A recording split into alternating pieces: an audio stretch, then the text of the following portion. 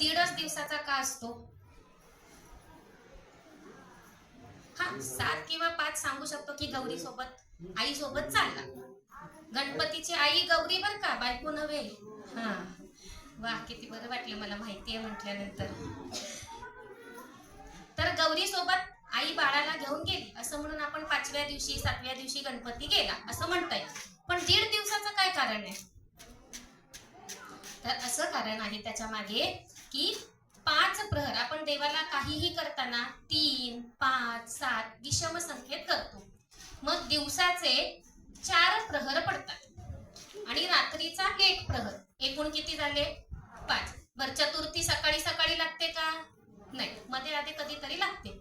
मग कधीतरी दुपारीच संपते. म्हणून आज पूर्ण 4 प्रहर रात्री जागरण करायचं, त्याला जागं ठेवायचं, आमच्याकडे लक्ष दे म्हणायचं आणि दुसऱ्या दिवशी जेव्हा संपेल तेव्हा असं पूर्वीचे आमच्या आजी काकी मामी सांगत होते की जेव्हा संपेल तेव्हा, म्हणून आम्ही दुपारनंतर देवाला घरी नेऊन सोडत होतो. 5 प्रहर आम्ही त्याला सांभाळले. तो आमच्यावर आता वर्षभर कृपा करेल म्हणून 1.5 दिवसाचा गणपती बसवतो.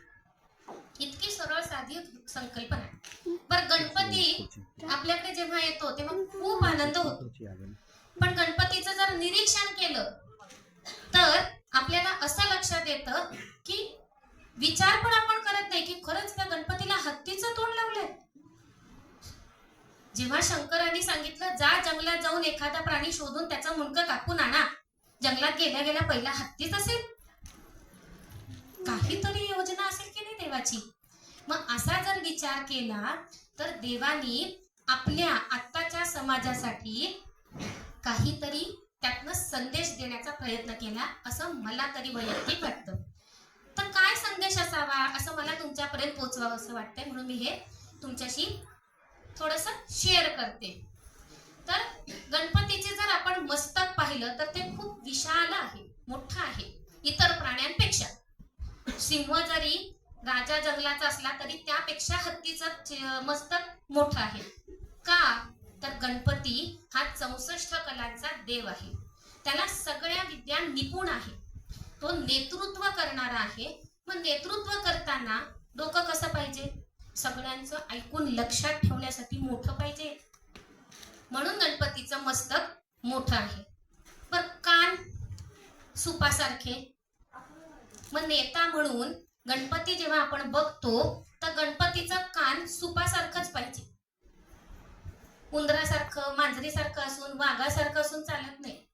का? महिला सांगू शकतात. कारण सूप काय काम करतं? सगळा कचरा आणि चांगलं तेवढं. म्हणून गणपती जेवढं चांगलं पाहिजे, जेवढं आपल्याला पाहिजे, व्यवस्थित आहे, सुंदर आहे, लोकांच्या दृष्टीने प्राण्यांच्या दृष्टीने उत्तम आहे, तेवढंच आपल्या कानातनं आत घेतो. बाकी सगळं बुडून जा. सोंड लांब आहे. नेता किंवा एखाद्या गणाचा पती म्हणून सोंड लांब असावी, नाक लांब असावं. आज महिला पण म्हणतात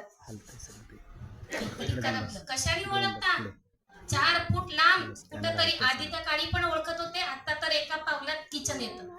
पण तरी सुद्धा माझ्या घरात नाही जळते, कुणाच्या तरी घरात जळते. म्हणून हत्तीची सोंड लांब आहे. लांब पर्यंत शत्रूचा सुगावा लागावा आणि मी माझ्या प्राण्यांना वाचवावं. तसंच गणपतीनं पण आधीच शत्रूचा सुगावा लागून पूर्ण समाजाला सांभाळावं, म्हणून हत्तीची सोंड कदाचित लांब असावी. डोळ्यांचा विचार केला तर बघा बरं, डोळे बारीक आहेत. हत्तीचे डोळे, गणपतीचे डोळे बारीक आहेत. का बरं? सूक्ष्मातल्या सूक्ष्म इतक्या खोलात जाऊन विचार करून निर्णय देण्याची क्षमता नेत्यामध्ये असावी, म्हणून कदाचित गणपतीचे डोळे बारीक आहेत. बघा, आपण एवढ्या छोट्या छोट्या अवयवांचा विचार सुद्धा केला नव्हता की इतके त्याच्यामध्ये दडलेल्या गोष्टी आहेत की ज्या आपण शिकल्या पाहिजे. आता पुढचे काही जे अवयव आहेत ते मी तुमच्यावर सोडते. तुम्ही विचार करा की खरंच अजून काय गणपतीमध्ये आहे, हा विचार तुम्ही केला पाहिजे.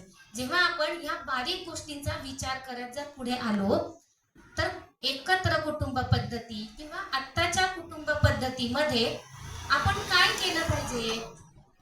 कुणाला आदर्श मानलं पाहिजे, कुणाला समोर ठेवून तसं वागलं पाहिजे, तर प्रभू रामचंद्रांसारखं आपलं जीवन असावं असं मला वाटतं, वैयक्तिक वाटतं. प्रत्येकाची भावना, प्रत्येकाचे देव वेगवेगळे असू शकतात. तर रामाला का घ्यावं, तर रामानी भरताशी कसं वागले आहेत, कौसल्या मातेसोबत कसे राहिले आहेत, सीतामाईंसोबत कसे आहेत, तर याचा आपण एक एक भाग बघितला. तर जेव्हा भरतांना समजतं की रामाला वनवासात पाठवले, तेव्हा आपल्या कैकेयीच्या आईशी भांडून भरत रामांना आणायला जातात. रामाला आणायला जाताना प्रभू रामचंद्र आधी ज्या नैमिषारण्यामध्ये पोहोचलेले असतात, त्यांना तिथेच सुगावा लागतो की भरत मला भेटण्यासाठी येणार आहे. रामाला मनोमन समजतं की भरत मला भेटण्यासाठी येतोय. तर त्या अरण्यात राहत असताना वनराई म्हणाली, वा, देव माझ्या सानिध्यात राहिला आहे. वनराई खुश झाली. नैमिषा वनात राहणाऱ्या त्या वनराईला आनंद झाला की राम माझ्यासोबत आहे. तिला न राहून ती रामाजवळ गेली. रामाला म्हणाली, तुमची काही सेवा असेल ना तर मला सांगा, मी या वनाची राणी आहे. रामांनी सांगितलं, मी आलोय आता इथपर्यंत, पण तू एक काम कर, अयोध्येपर्यंत ही जी काही वाट आहे ना काट्याकुट्यांची, ती मात्र साफ करून ठेव. वनराईला कळे ना, राम तर आले की आता, मग कशाला साफ करायला लावले. मग ठीक आहे, राम म्हणालेत आपण मागितलंय, राम म्हणालेत मी करणार. वनराईनं रस्ता साफ केला आणि सगळं साफ करून पुन्हा आली. राम, प्रभू राम, मी काम केलंय हा तुमचं पूर्ण, पण का केलंय हा प्रश्न माझ्या मनात आहे, तेवढं मला सांगा. रामांनी वनराईला उत्तर देताना असं उत्तर दिलंय की माझा भाऊ आता मला भेटायला येणार आहे, त्याच्यासाठी त्याला काटेकुटे टोचू नयेत म्हणून मी तुला वाट करायला लावलं. आजकाल आहेत का असे भाऊ?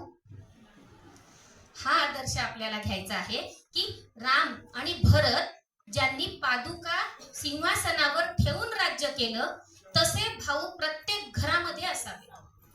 दोन भावांनी रामाचा आदर्श ठेवून असं वागावं की आपल्या जीवनामध्ये प्रभू रामचंद्र उतरले पाहिजे. पुढे सरकलो तर कौसल्या मातांचा जर आपण विचार केला तर रामरक्षेमध्ये सुद्धा म्हटले, कौसल्येयो दृशोपाती. सगळे समर्थांच्या बैठकीला जातात, मला थोडस पुस्तकचं ऐकायला आहे, तर त्याच्यात जर रामरक्षा तुम्ही ऐकली असेल तर कौसल्येयो दृशोपाती, जेव्हा डोळ्यांचा विषय येतो तेव्हा कौसल्या मातेचं तिथे नाव लिहिलेले आहे. रामरक्षा खूप सुंदर आहे बरं का. रामरक्षेमध्ये रामाच्या प्रत्येक अवयवाला एकेका नातलगाचं नाव आहे. जसं कंठम भरतवंदितः, कंठाची भेट कंठाशी, म्हणजे म्हणून रामाची भेट भरताशी झाली म्हणून कंठम भरतवंदिता. तशी कौसल्येयो दृशोपातु, कौसल्येला म्हणजे आईला डोळ्याशी ठेवण्याचं कारण काय, तर आई ही घरामधली कुटुंब प्रमुख जशी असते ना, तशी सगळ्यांवर नजर ठेवणारी पण आईच असते. मुलांना सांगा बरं, डोळ्यांनीच सांगते नाही. कुणी पैसे देत असेल तर पोराने पैसे दिलेच पाहिजेत परत, आईच सांगते. आणि एका दिवशी बघा बरं, तुझ्या पोराने ना बक्षीस घेतले शाळेत, न सांगता पोऱ्याला अगोदरच कर, आई आज आनंदीत आहे. डोळ्यांनी बोलणारी एकच व्यक्ती घरात असते, ती म्हणजे आई. त्यामुळे आईची जबाबदारी जास्त वाढली पाहिजे, आजकालच्या समाजाच्या दृष्टीनं वाढली पाहिजे. आता त्याचं कारणही सांगते. आई अजून किती श्रेष्ठ असते बघा. जेव्हा युधिष्ठिराला सांगितलं की आता दुर्योधनाला तुला सांगितलं की आता तुझं सगळं संपलंय आता, कृष्णाने सांगून टाकलं तू कुरुक्षेत्रात हरणार आहेस आणि पांडव जिंकणार आहेत, तरी त्या रात्री कृष्ण सांगतो एकदा गांधारी मातेला भेटून ये, गांधारी मातेला भेटून ये, कदाचित तू जिंकशील सुद्धा, कौरव जिंकतील सुद्धा. तो विचार करतो, मी आईला भेटल्यानंतर का बरं मी जिंकू शकेल. मग त्यानं तरी सुद्धा कृष्णाचं ऐकलं आणि आईकडे चालला. पण जाता जाता त्यानं फक्त सांगितलं कृष्णाने की आईकडे जेव्हा जाशील ना तेव्हा जसा लहानपणी निर्वस्त्र गेलास तसा जा. आईच्या ताकद डोळ्यामधली सांगते बघा. गांधारी आयुष्यभर डोळ्यावर पट्टी बांधून होती आंधळ्या आई समोर उभं राहायचंय. तर कृष्णाने जाता जाता सांगितलंय, जसा लहानपणी उघडा होतास ना तसा निर्वस्त्र जाऊन आई समोर उभा राहा, तर कौरव जिंकतील. बर, आता जिंकण्याची शक्यता वाटायला लागल्यामुळे हा चालला. मग थोड्या पावलं चालल्यानंतर लक्षात आलं, अरे मी तर मोठा झालोय, असं कसं जाऊ आई समोर? पण आई आई असते, आई समोर असं कसं जायचं मी? मग शेवटी त्यानं काय केला, कटी भाग बांधला आणि आई समोर निर्वस्त्र गेला. गांधारी मातेने पट्टी काढली आणि आपल्या लेकराला पूर्ण डोळे भरून केसापासून नखापर्यंत पूर्ण पाहिलं आणि लढायला गेला. दुसऱ्या दिवशी घनघोर युद्ध कृष्णाने अर्जुनासोबत धरून लढणं सुरू केलं.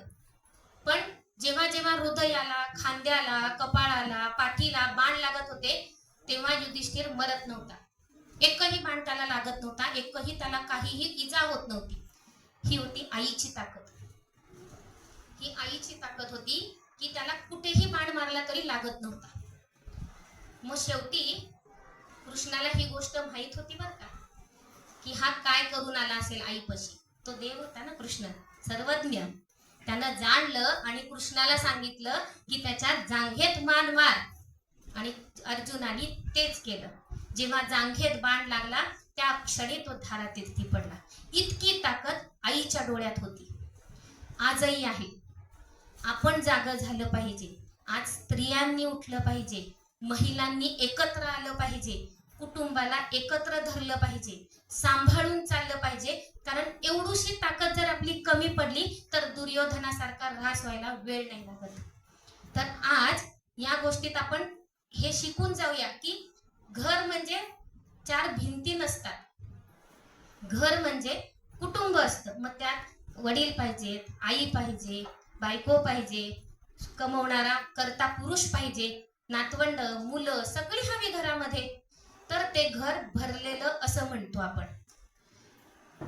रामा मागे सुद्धा आई राहतच होती की, भरत सांभाळतच होता. मग अशा पद्धतीत आपण सुद्धा सगळ्यांनी घरात एकत्र राहण्याची प्रयत्न तर करूया, सुरुवात तर करूया किमान. पुढे जर विचार केला अजून पुढे येऊन, तर आपण आता सीतामाईंचा विचार केला तर सीतामाईंचा रामरक्षेमध्ये करौ सीता पती पातू, ज्याच्या करामध्ये पतीच्या सीतेचा हात दिला असे प्रभू रामचंद्र म्हटले. बघा, इथे महिला म्हणून नाही, हा इथे बायको म्हणून सीता आहे. कारण आपलं लग्न होतं तेव्हा हातात हात देतात, नवऱ्याच्या हातात हात देतात की आता तुमचं दिली, हातावर पाणी सोडतात. म्हणून हाताला महत्व आहे. आणि ही महिलेच्या हातात, मनगटात डबल ताकद असते. ती काहीही करू शकते. हिरकणी जर डोंगर उतरू शकते, झाशीची राणी आमची लढू शकते, तर आमच्या स्त्रियांना आता तलवार नाही बुद्धीनं खेळायची गरज आहे. आपल्याला एकत्र राहण्याची गरज आहे. तेव्हा आपल्या या सगळ्या गोष्टी करत असताना सुद्धा रामानी शत्रूला सुद्धा नाही पराजित केले बरं का. जरी रावणाला मारले तरी राम रक्षेत जंगे दशमुखांत कहा, ज्याचे दशमुख आहेत याचाही उल्लेख आहे रावणाचा, शत्रूचाही उल्लेख राम रक्षेत आहे. म्हणजे आपण शत्रू न मानता शत्रू सोबत राहून शत्रूला मित्र बनवण्याचा प्रयत्न, ताकद, बुद्धी आपल्या सर्वांमध्ये आहे. कारण आपण प्रभू रामांचे आहोत. या गोष्टीतून आपण हेच शिकून पुढे चालायचं आहे. जर कुटुंब, संस्कृती, परंपरा अशा गोष्टींचा जर आपण आज विचार केला तर कुटुंबामध्ये काय करावं लागतं? एकत्र फक्त राहायचं म्हणजे करायचं काय? तर प्रत्येकानं आपापली कामं सांभाळत आपलं कुटुंब सांभाळायचं. मग महिलेनं काय करावं? तिच्या आदर्शातून, आई म्हणून एक आदर्शातून माझ्या मुलांमध्ये काय पोहोचेल, एक वडील म्हणून माझ्या मुलांपर्यंत काय पोहोचेल, मग कसं टिकेल, हे सांभाळेल कोण, असं आपल्याला पेरत जायचंय. आताच सगळ्यांची पेरणी झाली, त्याच्यामुळे भात पेरल्यावर भातच उगवतो. त्यामुळे काय पेरायचंय, पेरताना सगळे होते ना, पुरुषांसकट महिला होत्या ना. हा, मग पेरताना काय पेरायचंय, तर कुटुंबात सुद्धा फक्त महिला नसतात, पुरुषही असतात. म्हणून काय पेरायचंय हे आपल्या हातात आहे. मग आता काय दिलं पाहिजे, तर मी महिलांना सांगेन की सर्वात पहिल्यांदा जेव्हा उठाल तेव्हा तुमच्या या जमिनीला स्पर्श करून तिची क्षमा मागा. कारण तिच्यावर आम्ही चालतो, फिरतो, बोलतो, गाड्या चालवतो, स्वयंपाक बनवतो. स्वयंपाक बनवताना चूल पेटवताना जी आग पेटवते ती धरणी मातेला आग होत नसेल, भाजत नसेल, मग क्षमा मागा फक्त. सकाळी उठून बाई मला माफ कर, मी तुझ्यावरती आज चालणारे, जेवणारे, खाणारे, त्यातूनच मला ऊर्जा पण मिळणार. दुसरं, दारामध्ये रांगोळी काढली पाहिजे. 4 बोटं काहीतरी वेगळी वाकडी काढली पाहिजे. नाही रामाचं नाव शिकून घ्या, राम लिहा दारामध्ये, गायीची पावलं, स्वस्तिक, जे काही सोपं तुम्हाला वाटतं. दारामध्ये रांगोळीची 2 बोटं असली पाहिजे. दारावरती कुंकवाचे 4 बोटं असली पाहिजे. स्वस्तिक काढलेलं पाहिजे. हीच संस्कृती आपल्याला पुढच्या पिढीला द्यायची. नाही माझी आई दारावर करत होती, मी पण ती करणार. जसं आज बोलताना मला ताई बोलल्या 70 वर्षापासून आपण हे नवयुग मित्र मंडळ चालवतोय. किती आनंदाची गोष्ट आहे. बर, या आत्ताच्या क्षणाला मी तुम्हाला विचारते, नवयुग मित्र मंडळ स्थापन करणाऱ्या जे काही 10-12 लोक असतील त्यातले कोण आहेत? तरी सुद्धा आज चालू आहे की नाही? का तर त्यांनी पेरलं म्हणून तुमची जी काय उगवणी झालीये ती इतकी सुंदर झालीये. तुम्ही काय पेरता हे तुमच्या हातात असतं. तुम्ही ठरवलं की आज पाऊस पडलाय तर मी भातच पेरणार, तर आपल्याला काही महिन्यात भात मिळेल. मग संस्कृती जर टिकवायची असेल, आपली परंपरा जर टिकवायची असेल, तर आपल्यालाच पेरावं लागेल. दुसरा परितंत्रातला येऊन, अमेरिकन बाई येऊन नाही पेरणार आपल्यात. आम्हालाच उभं राहावं लागणार आहे. मग तो पुरुष वर्ग असू दे, स्त्री वर्ग असू दे, कुणीही असू दे, आम्हालाच उभं राहायचंय. आणि कष्टाचे फळ नेहमी चांगलं असतं, नेहमी. हा, थोडा वेळ असतो, पण त्याच्यातून आम्ही संयम शिकतो. आणि संयम कुणाकडनं शिकावा? वडिलांकडनं शिकावा. स्वप्न ते कधी बघतात? आईनं आतमध्ये बाळाला जन्म दिला ना की वडिलांची स्वप्न सुरू होतात. आपण जेव्हा प्रसव काळात देत असतो ना तेव्हाच वडील बाहेर, नाही मला मुलगा झाला ना मी त्याला हे बनवे, मला मुलगी झाली ना तर मी हे बनवे. तेव्हापासूनच त्यांचं सुरू झालेलं असतं हे सगळं. मग तशा महिला सुद्धा त्याच्या बरोबरीनं ताकदीनं उभ्या राहतात. मग त्या बाळाचा सांभाळ करणं, संगोपन करणं, पडू न देणं, त्याच्या बुद्धीची जोपासना करणं, त्याच्यामध्ये संस्कार पेरणं, या गोष्टी ओघाओघानं, जसे वडील संस्कारासाठी, त्याच्या उभारणीसाठी पैसा कमवायला जातात, तशा महिला सुद्धा तेवढ्याच कष्ट घेतात. मग दोन्ही बाजू तेवढ्याच ताकदीच्या पाहिजेत. मग आईनं केलं तर वडिलांनी संध्याकाळी कामावरनं आल्यावर दिवा लावला पाहिजे, नमस्कार केला पाहिजे. अरे माझे बाबा करतायत, मग मी केलंच पाहिजे. अरे माझी आई शुभम करोती म्हणते, मग मला ती शुभम करोती आली पाहिजे. हे तुला कशी येत नाही रे? आपण विचारलं पाहिजे. कारण आपली परंपरा, संस्कृती आपल्यालाच पुढे द्यायची म्हणून विचारलं पाहिजे. सरळ साधा प्रश्न आहे. मग आपण हे जेव्हा करत आहोत सातत्याने परंपरा, संस्कृतीचे जेव्हा आपण गोडवे गातो, तेव्हा आपल्याला आपली कुटुंब पद्धती समोर घडताना दिसत असते. जेव्हा कुटुंब सुंदर होतं ना तेव्हा मग आपल्याला देवाप्रती भाव द्यावा लागतो. कारण 3 गोष्टी प्रामुख्याने करायच्या. त्यातला पहिला आहे देव. सकाळी उठल्यावर, देवपूजा झाल्यावर मुलांना, घरातल्या सगळ्या महिलांना, मंडळींना, पुरुष बंधूंना, सगळ्यांना नमस्कार करण्याची सवय लावली पाहिजे. मुलांना ओघाने सवय लावली पाहिजे. देवाचं जितकं करू तितकं देवाचं पाठबळ आपल्याला आशीर्वादाच्या रूपात मिळत असतं, शक्ती मिळत असते. मग आपला त्याच्यानंतर दुसरा मुद्दा येतो धर्म. आपल्या धर्मासाठी आपणच उभं राहिलं पाहिजे. आपल्या घरामध्ये भगवद्गीता असली पाहिजे, भागवत असलं पाहिजे, चातुर्मासाचं पुस्तक पाहिजे, आरतींचं पुस्तक पाहिजे. आपण वेगवेगळे वैभव लक्ष्मी, आता मार्गशीर्ष महिन्यातल्या लक्ष्मीची व्रत करतो, त्यांची पुस्तकं आपल्याकडे असतात. पण भगवद्गीता कुणाकडे आहे? आपला धर्मग्रंथ आहे तो, हा प्रत्येकाच्या घरात असावा. आणि त्याची एक गंमत तुम्हाला सांगते. भगवद्गीतेमध्ये जेव्हा तुम्ही पुस्तक घ्याल, कुठल्या पण याचं घ्याल, तुम्हाला जो अर्थ समजेल, मराठीमध्ये पण त्याचा अनुवाद येतो. तुम्ही पुस्तक घ्या आणि जेव्हा तुम्हाला खूप राग येतो, खूप कसे कसे प्रश्न येतात, तेव्हा बसा देवासमोर, घराच्या दिवा लावा, भगवद्गीतेचं पुस्तक हातात ठेवा आणि प्रश्न मनात घ्यायचा आणि कुठलंही पान बोटाला लागेल ते उघडायचं आणि इथपासून इथेपर्यंत वाचायचं. तुमचं उत्तर तुम्हालाच सापडेल. कारण हेच अर्जुनाचं जे झालं तेच सगळं कृष्णाने उत्तर स्वरूपात भगवद्गीतेत लिहिलेलं आहे. कसं जगावं, कसं राहावं, कशा प्रकारे आपलं जीवन व्यतीत करावं, हे सगळं अर्जुनाला कृष्णाने सांगितलंय. हा उपाय आत्ता सुद्धा करू शकता. मी सुद्धा स्वतः अंमलात आणत असते बऱ्याचदा. मला जेव्हा संभ्रम येतो की अरे मी आता कोणती बाजू घेऊ, मी काय करू, तेव्हा तू उत्तर दे, तेव्हा मी बसते, शोधते, माझं उत्तर मला त्यात सापडतं.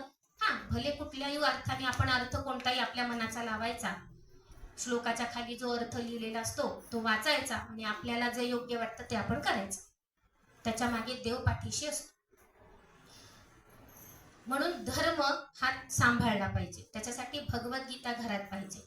धर्म सांभाळताना आपण जे सणवार करतो ते सणवार सातत्याने व्यवस्थित होण्याची आपल्याकडनं आपण ताकद लावून केली पाहिजे की चांगलेच होणार. मी जे काय करते ते व्यवस्थित होते, देवा तुझ्यासाठी करते, तू मला घे, सांभाळून घे बाबा आता, असं आपण देवाजवळ सांगून देवाचे सगळे काय जी व्रत वैकल्य, उत्सव, सण वार जे काय असतील ते आपण साजरे केले पाहिजे.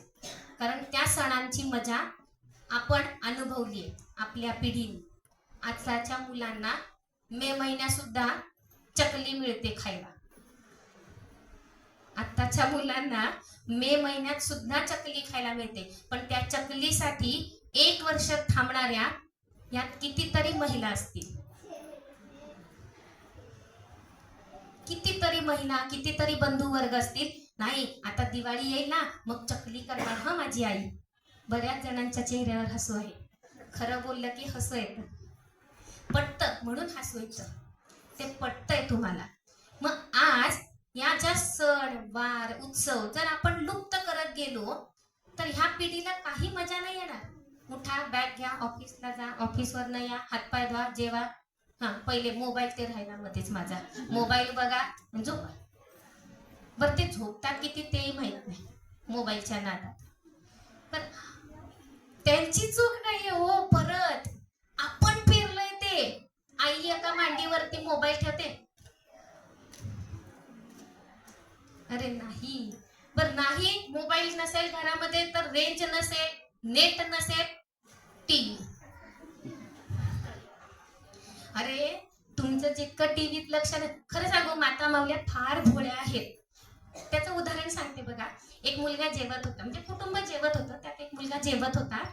तर आई बिचारी तिचं लक्ष पण नाही, ती सिरियल तिच्यासाठी लावलेली होती, तिचं लक्ष, हे माझी भाजी आत राहिली, हे माझं ते गोड केलंच होतं सकाळी, मी यांच्यासाठी सकाळी बनवून ठेवलं होतं बरं का, थांबा थांबा थांबा. ती जाते गोड आणायला जाते, टीव्ही आपला चालू, सिरियल पुढे पुढे सरकते, ती बिचारी आणते, तुम्ही खा बरं का थोडं, खाऊन बघा मी छान केले. पोळी देणार, अर्धीच पोळी खाताय, अजून थोडी पोळी खा ना. ओऱ्या, अरे काय दादा एवढंच जेवलास, अरे अजून थोडं खा, फिरतोस किती, खेळतोस किती, दमायला नाही होत का, खा अर्धी पोळी. पण ती माता माऊली प्रेमानं सगळ्यांना खाऊ घालण्याच्या गडबडीत असते. इकडे सासूबाईंना, इकडे सासऱ्याला, इकडे भात संपलाय का, इकडे पोळी संपली का, कुणाच्या ताटात भाजी ती बिचारी सगळ्यांना वाढण्यात दंग असते. ती सिरियल पुढे चालते.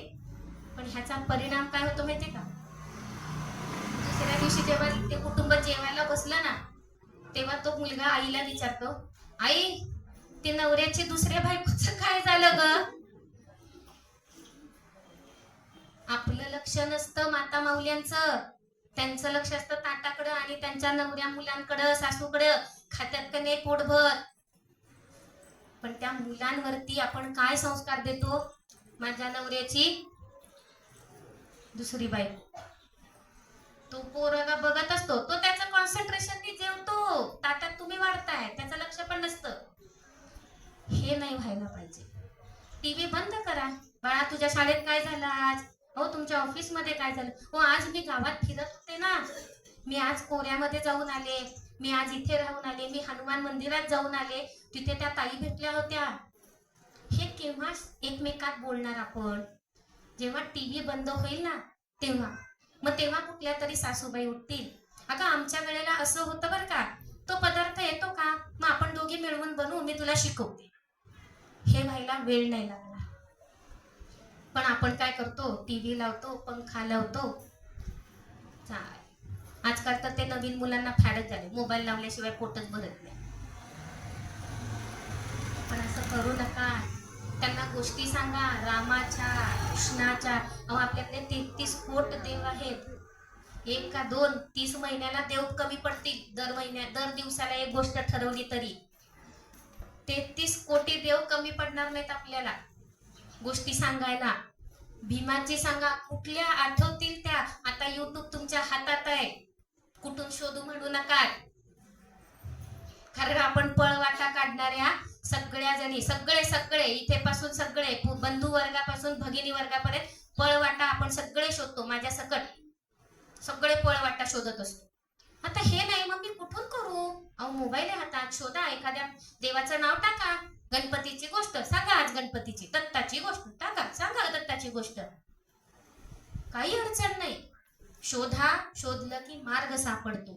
त्याच्यामुळे जेव्हा आपण धर्म टिकवण्याच्या, संस्कृती, परंपरा टिकवण्याच्या गोष्टी करतो, तेव्हा आपल्याकडनं ते पुढे जातं. म्हणून जे पेराल तेच उगवे.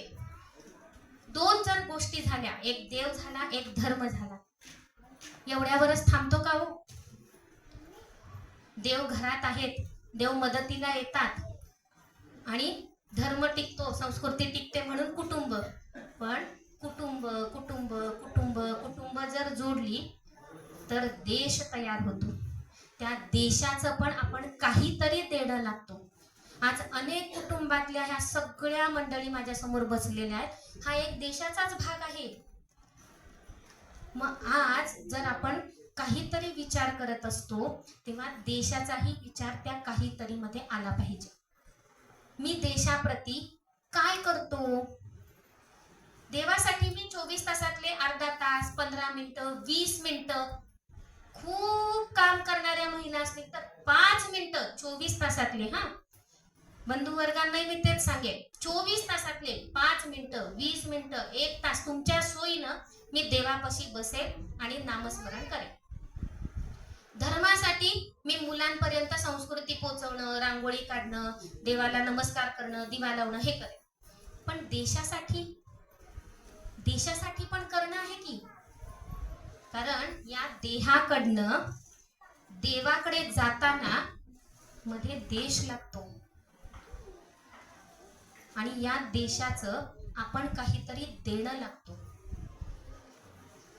मग हा देह जेव्हा पृथ्वी तलावर आलाय, कोणत्या तरी देशात जन्माला आलाय, ही आपली पुण्याई आहे की आपण भारतात जन्माला आलो. का माहितीये? अमेरिका मावशी म्हटलेलं कोणी ऐकलंय? लंडन काकू, पॅरिस काका नाही. पण माझ्या भारताला, माझ्या भारत मातेला माता म्हणतो आम्ही, आई म्हणतो आम्ही. मग ह्या आईचं आम्ही कुठेतरी ऋण फेडलं पाहिजे. आज आम्हाला ती संधी मिळते. मग काय केलं पाहिजे? झाशीच्या राणीसारखं लढायला जायला पाहिजे? नाही, त्याची आवश्यकता नाही. तुम्ही ह्या ज्या आधीचा मुद्दा होता ना, संस्कार, परंपरा, ह्याच मुद्द्याला धरून तुम्ही देशाची सेवा करू शकता. छोटी छोटी सेवा करू शकता. बसमध्ये चढतात, एखादी आजी आहे, तिचं टोपलं उचलणं ही सेवाच आहे. एखाद्याला रस्ता क्रॉस करून देणं ही सुद्धा सेवाच आहे. एखादा पडलाय, धडपडलाय, त्याला उठणं, पाणी पाजणं ही सुद्धा सेवाच आहे. त्याच्यासाठी रायफल घेऊन काही आपल्याला सीमेवर नाही जायचं सेवा करायला. माझ्या गावामध्ये कोण आजारी आहे, त्या आजारी माणसाला बघणं, त्यांच्या कुटुंबांना मदत करणं, त्या ताईला थोडीशी जाऊन मदत करणं दिवसभराच्या कामात, ही सेवाच आहे. जाऊ दे, तिचं ती पाहिजे, तिचं ती करेल. आणि सगळ्यात जवळचं कोण असतं माहितीये का? शेजार असतो. आज कितीही काहीही नातेवाईक हजारो असले ना तरी सुद्धा मी सांगते, कारण मी आज एक कर्दळमध्ये सफाळ्यात जेव्हा राहते ना, तर माझे शेजारी माझ्यासाठी पहिले धावून येणार, मग माझी सासू आणि आई येतील. जे बाहेर राहतात त्यांच्यासाठी पण आणि गावात राहतात त्यांच्या, कारण गावात राहणारे काही वेगळं नाहीये. शेतावर काम करतात, कष्ट करतात, मासेमारीसाठी होड्या पाण्यात जातात. याची सगळ्याची कल्पना ठेवून पहिला शेजारी मदतीला येतो. तुझी आई शेतात गेली ना, तुला लागलंय बाळा, ये मी तुला पाणी देते. म्हणून सगळ्यांना जपलं पाहिजे. हा समाजाची सेवा करण्याचा एक भागच आहे. सगळ्यांना धरून चालणं. काय मामा, राम राम, जय श्रीराम. ताई, जय श्रीराम. हाय, बाय. आम्ही बायच आहे, पुरुष आहे, गडी आहे, आम्ही बायच आहे. मग कशाला बाय? बायला बाय सांगावं लागतं, तू बाय आहे नाही. जय श्रीराम.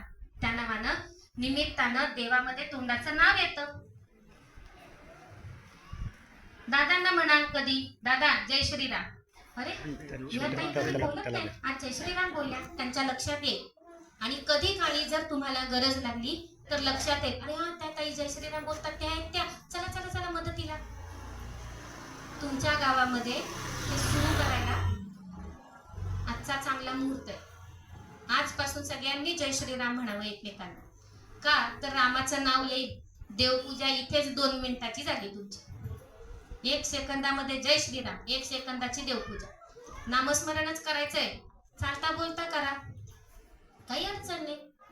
मग अशा जेव्हा आपण गोष्टी घरामध्ये, समाजामध्ये, आपल्या गावामध्ये करत जाऊ तर काही दिवसांनी कोरे हे वेगळं गाव दिसायला लागेल. आणि ही वेळ फार लांब नाही असं मला वाटतं. रेखाताई खूप सुंदर उपक्रम करतात आणि त्यांनी मला इथे बोलण्याची संधी दिली, त्याबद्दल खरंच मी त्यांचे मनापासून आभार आहे. आणि तुम्ही सगळे इतके शांतपणे बंधुवर्गापासून पुरुष प्रधान असून सुद्धा मला बोलायची, त्यांनी ऐकण्याची माझा मान घेतला, त्यामुळे मी त्यांना सुद्धा धन्यवाद देईन. आणि सगळ्या माऊलींना नमस्कार करून माझे 2 शब्द थांबवते.